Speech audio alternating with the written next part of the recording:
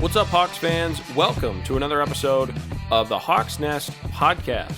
This is episode number 9 of this season and should be the final episode of the 2022 year. Once again, my name is Matt Yeazel, the voice of the Boise Hawks, and later on, I've got a special guest once again as Hawks utility player and veteran now on this team who's been here since last season. Tyler Jorgensen joins me. Had a good chat with Jorgensen, kind of wrapping up his season individually and the season for the team, kind of the vibe in the clubhouse all year long and much more. So look forward to my chat with Tyler. But before that, I kind of want to give my update as well as just a bit of a wrap up on the year. So the Hawks had the ability to finish their season with a long 2-week homestand against the Grand Junction Rockies and the Missoula Paddleheads. I'm recording this on Friday, September 9th. We have our penultimate game of the year tonight. You'll most likely be hearing this on Saturday, which will be our final game. 7 p.m. first pitches tonight on Friday, as well as Saturday night, the last game, and our final game of Fan Appreciation Week. So it'll be cool after the game. The fans that show up to Memorial Stadium will have the opportunity to get autographs from the players and staff after the game as kind of a final goodbye and a final thank you to the fans who have been showing up all year long. A great year of attendance. Hawks ranking second in the league, over 3,100 fans on average per night, and has been a great year. Fans creating a great atmosphere all year long. So, of course, Hawks doing what they can as an organization to thank their fans despite the team's record and performance on the field. And you know the team has been wanting to perform better for the fans who've been showing up all year long. So it'll be a fun wrap up to the season with these final few nights of this Fan Appreciation Week, as Matt Gabbert will take the hill one last time on Saturday night. So since the last time we had a podcast, the Hawks again welcomed in the Rockies, and it was kind of a fun series there. Former Hawks Jacob Cruz and Ian Kahaloa coming back home to Boise. The Hawks ended up falling in that series 5-1. Ian Kahaloa with a pretty good performance in his first start back in Boise, and Cruz putting up some good numbers as well, as the Rockies ended up clinching a playoff spot here in Boise. Of course, it was trending that way all second half. The Rockies really had an incredible second half in the Pioneer League and were able to clinch the division title. Ended up with the second best overall record in the league behind just Missoula. Of course, the reigning champions closing out their season here in Boise. The Pioneer League playoffs are now set.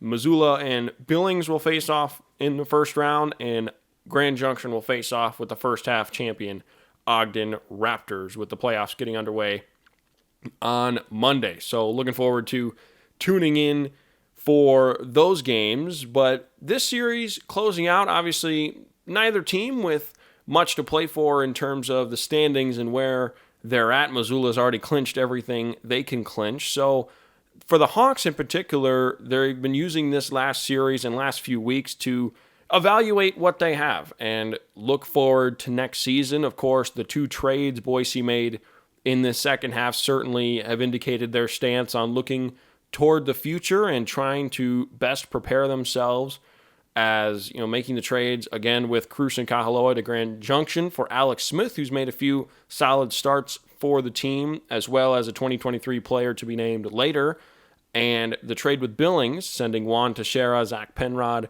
and Byron Smith to the Mustangs in exchange for Hunter DePrimo, who has made 9 appearances already in the Hawks bullpen, a short outing relief pitcher, and 2 left-handed pitchers coming to the squad next year, Elijah Gill and Bo Bonvlin, who have been huge pieces in the Mustangs' playoff run, as well as another player to be named later. So a lot of assets already on the books for next season, and this series has helped the Hawks evaluate what they have in the clubhouse right now and see who they want to bring back. And it's kind of been an audition week. That's been the theme and one of the biggest words Gary Van Tol has, reiterated to me: audition. I mean, that's what these guys have been doing, particularly some of the newer guys.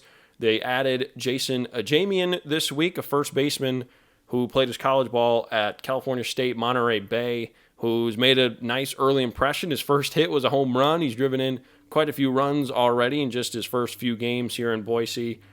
And all the guys, still motivated, of course. Every player in this league is trying to use this experience to develop and make it to the next level. And, everybody's at different stages in their career, but the Pioneer League has a lot of younger players, and using this time, this valuable time they have in this last week, despite the team being out of the playoff standings, to show what they can do, show the staff what they can do, show the league what they can do, and set themselves up for future success. So it's been fun to watch. We've got 2 more games left on the season, and hoping to have some fun in these final 2 nights before we wrap things up here in Boise. So for the last homestand, I'll quickly give my hitter and pitcher of not just the week, but this whole homestand. Again, the 6-game set against Grand Junction, as well as the first 4 games of this series that have been played.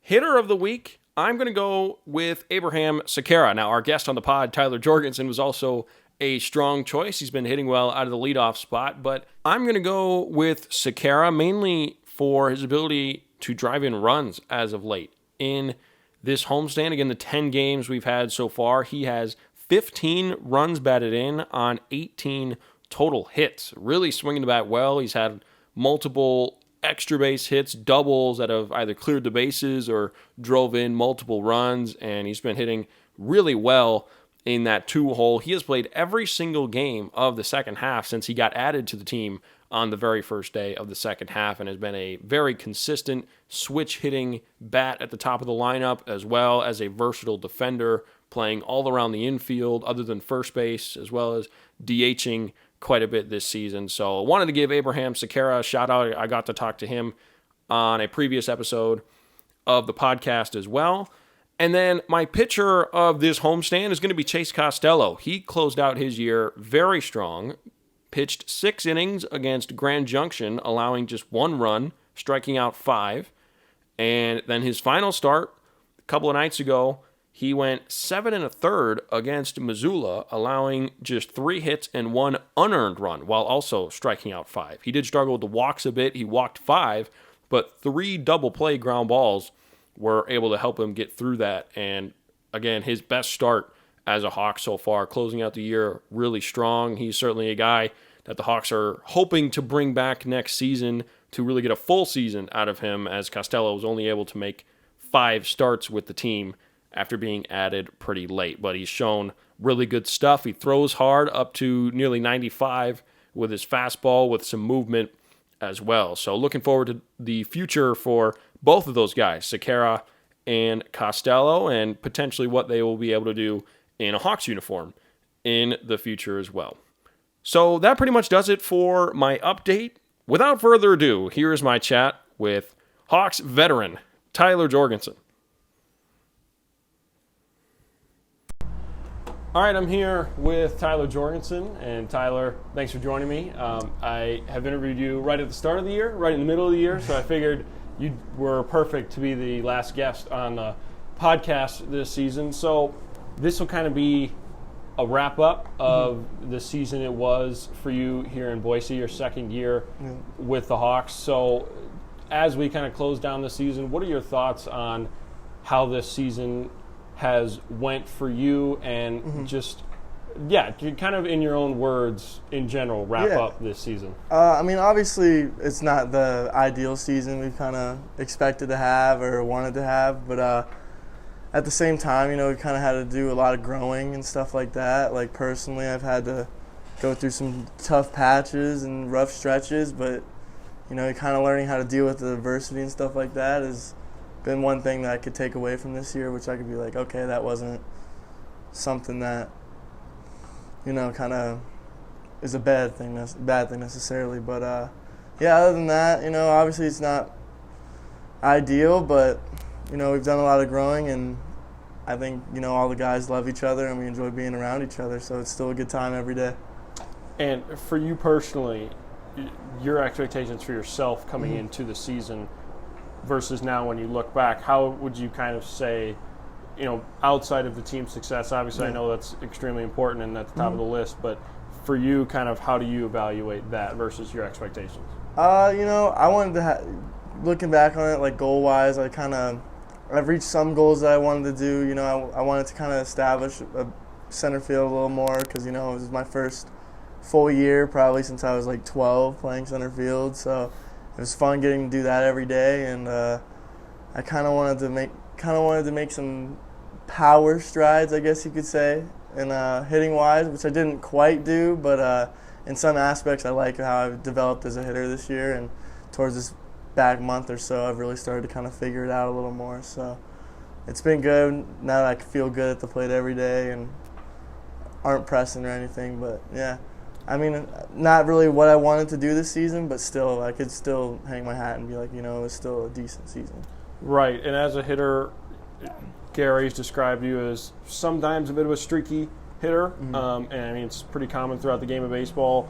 How do you say you have tried to kind of manage the highs and lows? I mean, you've had some weeks where you've been the best hitter on this team and put up great numbers, and then you've had some weeks where you've had to work through some things. So how have you tried to work through that yourself? It's just kind of trying to keep a level head, you could have a 4-for-4 game and be on top of the world, but the next day you don't really know what's going to happen, so you can't really dwell on the previous day. You could obviously use it as confidence and stuff like that. When you're rolling hitting, like it's pretty fun to go hit every day and play every day, but when you're struggling, it gets tough sometimes, and it's kind of just trying to find that even keel, like middle of the line, like don't get too high, don't get too low, and just reset yourself every at bat, because I mean whatever happened in the past is in the past. You can't really change it. So.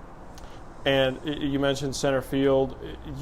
Defensively, you made some of the great plays of this season just with your speed and ability to track down balls. So would you say, obviously you've had the ability to play every position, do you think you've kind of found a comfort zone out in center? Yeah, I definitely would say that center field is probably my most comfortable position now. It probably used to be second base, but I really like out in center field, and my whole life growing up, that's where I was until I kind of went to high school and college and changed up. But as a kid growing up, I was a center fielder, and I think those instincts kind of kicked back in and rear backed up once I started playing there every day, and I really enjoy it. Like, I really enjoy BP, going out there, running around, and in game and stuff too. It's kind of fun where you could just be like, oh, can I get to that ball or whatever, and sometimes you do and sometimes you don't, but it's a good time playing there every day, and it's been a joy. So as someone coming back from last year, and you've been here all year, as somebody who wasn't here last year, I've noticed you mentioned kind of how everyone gets along, and it seemed to me all year, no matter what your record was, the mindset in your clubhouse was there that you guys we're going to do something special this year, and that you had a good team, like no matter what the numbers said. Can you talk a little bit about that, as I'm sure one of the leaders of that mindset, just about how you're able to keep that positive vibe in the clubhouse no matter what's happening on the field and what it says in the stat sheet? Well, when you're around guys that you actually enjoy being around and stuff like that, it makes it easy. I mean, we probably spent with these guys to this point, we've probably spent hundreds and thousands of hours together over the past few months, as you know. So, just enjoying everyone's company, and kind of there's no cliques really. It's all just like everyone's having a good time, and we went through some bad stretches, and you go through it, but when you show up every day and you kind of can just move on and kind of hang out with each other and just have a good time, like it makes it a lot easier to deal with. And all these guys are great. There isn't anyone on this team where I'm just like, oh, I don't want to be around him. Like, everyone's just a really fantastic person. So.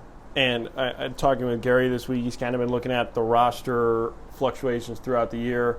You've had, I believe it's 15 players that have been here since day one of this season, which is pretty rare in the Pioneer League, even for the teams at the top of the standings.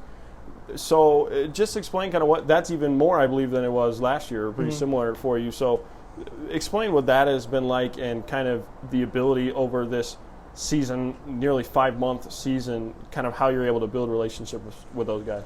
Oh, yeah. I mean, it's we've been stuck together since a lot of us late April, early May. So, like, we've when you see guys every day, you really get to know them in every aspect. You know, you get to know what they're like off the field. You get to kind of experience, get to know things about them that you'd probably never find out unless you were hanging out with them every single day.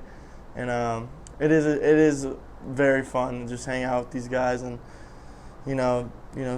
talk some crap to each other and get to mess with each other, because that's all we do. Everyone messes with each other. Everyone kind of no one gets offended by anything, so it's kind of like we're all in this together.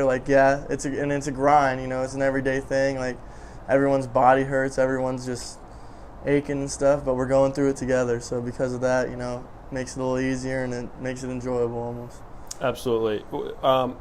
As a hitter, you mentioned your power, wanting to make more strides there. You and I had a little thing going with your power. I did not see you hit a home run until game 70-something, I think it was. Oh, yeah. Because I did not get to see your first one. Mm-hmm. But you had quite the week there. Yeah, I did. Hitting home runs all over the place. But talk about where you would like to make strides in the power game. Obviously, it's very important in a game of baseball in terms of scouting, make it to the next level. How would you like to make strides in the power game specifically? I just think I would like to have more extra base hits personally, because extra base hits are big time, especially with runners on. You'll get guys in. You can set the table for people if you get, a double, triple, or something like that. And, homers are pretty fun too. But you kind of want to just add a little more extra base hit. That's the main thing I was concerned with. It wasn't necessarily home runs. It was okay, I want to get a little more doubles, some more triples, and then, if the homers come, they come. But you can't really dwell on the power because you don't know for sure what's going to happen. But you just gotta work hard and just see what happens, and don't really change your mindset if the power numbers aren't there, which they weren't really. But I kind of want to make some more strides in that aspect for sure. More extra base hits and just overall just more juice, more homers maybe. I mean, if you played for the Chuckers, I think you might have more home runs. I might have 20 homers if I played for the Chuckers, man. I love playing at that park for some reason. Last few questions here. Off-season coming up. What did you do kind of last off-season? I am sure you kind of knew you were coming back here to Boise. Now, what are your plans for this off-season, and maybe if you already know your plans for next season? I don't really know what my plans are for next season, but last off season I kind of, you get a real world job, and which is not as enjoyable as this, I'll tell you that. But you do that, and I mix in a good amount of workouts, and I go to my junior college all the time and work out there. So probably the same plan, but I think this year, I'm a little more motivated because obviously I'm a little bitter about my personal performance this year, and so I kind of want to go a little extra harder this year and, give everything I got and see what happens, next year, wherever it may be. But, I just want to see what could happen if I give a full 100% effort to just being as best as I can. So you don't stay here in Boise during the offseason? No, I'll be going back to Arizona. But, you never know. You never know what could happen. I'll have some talks with people, and, you never know what could happen. Well, you've kind of become a Boise boy these last few years. So how have you kind of enjoyed that? I actually really enjoy Boise. This is by far the best city in the league. And it's not even comparable. You could ask any other guy on the team. But I really enjoy it. It's got it's not a small town vibe, but it's got it doesn't feel like it's a city of 400,000 people, and it's enjoyable. The traffic could be a little annoying sometimes, but I get that it's growing a lot, and I see why, because it's a really nice place to be, and I really enjoy every day out here for sure. Last one, just tell me, what are you most proud of from this season? And for yourself, what is kind of number one on your list in terms of things you would like to improve on in your game? Mm-hmm. I think I'm probably most proud of the fact, that I kept going. There wasn't any time where I was just mailed it in. Every day I gave my 100% effort. There was never a day I was I don't want to do this or something like that. So I think that's one thing I could really be proud of as far as a personal standpoint, is that I gave full effort every time, and I can hang my hat and say, hey, I gave it my all every day.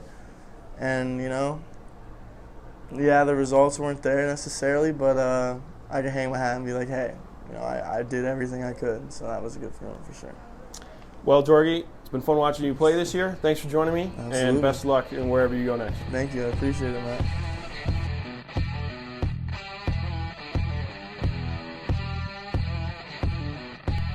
All right, that's just about going to do it for this final episode of the Hawks Nest podcast. At least I believe it is going to be my final episode, the final player guest for sure. Thanks a lot to Tyler Jorgensen for taking the time to join me. I had to squeeze that in right before his batting practice session the other day, so I appreciate Tyler. And again, it was kind of fun to talk to him right at the start of the season. I talked to him during the game in the last game of the first half, the in-game interviews we've been doing on the broadcast, and then talked to him right at the end of the year, kind of getting the full season perspective on what's going on with the Hawks from one of their leaders, Tyler Jorgensen.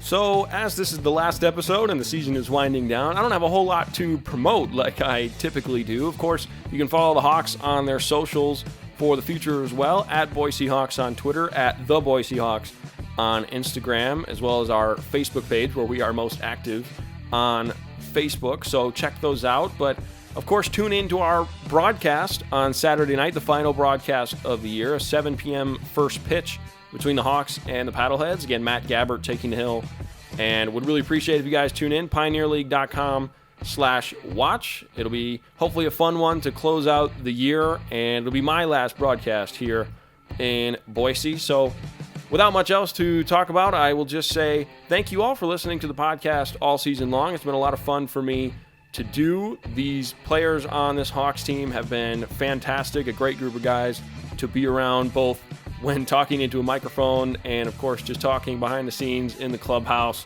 on the bus. It's been a ton of fun for me to talk to them and to tell their stories to you guys. And so I appreciate all of you for tuning in. I appreciate the team, and it's been a lot of fun here in Boise. And I'll give kind of a more final goodbye as the last broadcast comes to a close on Saturday night. So again, hope you can tune in, but thank you all for tuning in to the podcast this season. All the episodes, of course, available all on our Spotify and YouTube pages. And continue to follow along with the Hawks. I know I will be for sure as they look to reload their team and get ready to go for another championship run for the 2023 season. So one last time, thank you all very much for tuning in. I appreciate each and every one of you. And of course, as always, go Hawks.